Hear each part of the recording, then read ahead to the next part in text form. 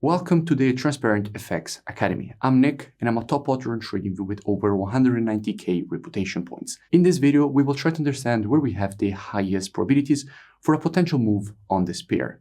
And the way in which we will be doing that is first, analyzing the pair from a technical perspective. Then we will go and see what we have when it comes to the commitment of traders, which is what hedge funds and the non-commercials, so the biggest speculators in the market, are doing. So without wasting any more time, let's go straight to the charts.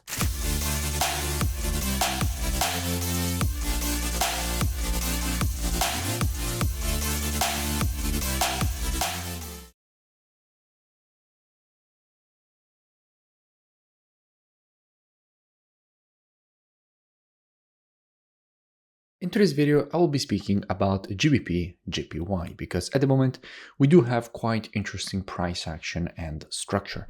Now, starting here from the monthly time frame, what we can see is that at the moment from a monthly perspective, we're pushing with this very strong impulse to the upside, breaking above the previous monthly resistance, which was clearly resistance here, again here, and again here, which now that the market has broken to the upside is obviously turned support.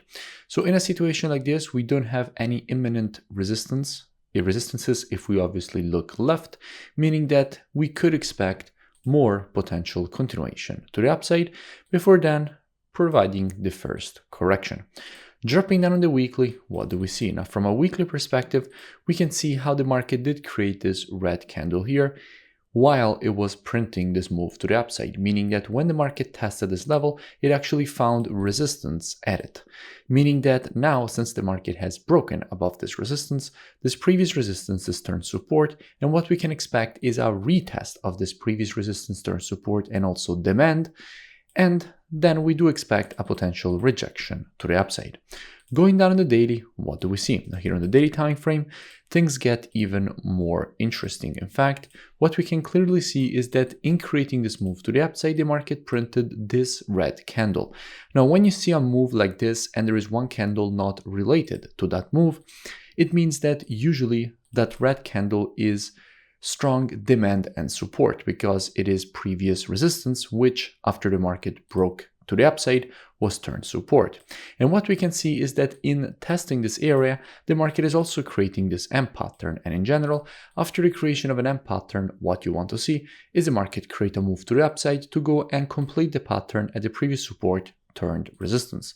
So here on the daily, what we expect is a potential rejection to the upside and for the market to go and complete the pattern at this previous support turned resistance.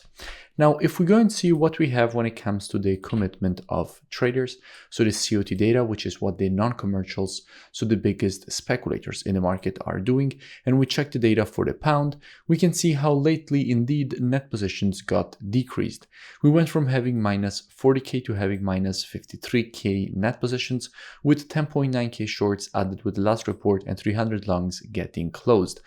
We saw that clearly reflected in the price action with the market creating the first rejection to the downside, basically the creation of the M pattern on the daily that we have just created. And if we go and see what we have on the JPY, however, we can see how net positions are getting more negative than ever. We went from minus 55 to minus 111k net positions with 121.7k shorts compared to only 9.9k longs. So the JPY is extremely weak, which brings us back to the chart. In fact, such a weak JPY could easily make the market create the rejection to the upside to complete the M pattern that we have here on the daily.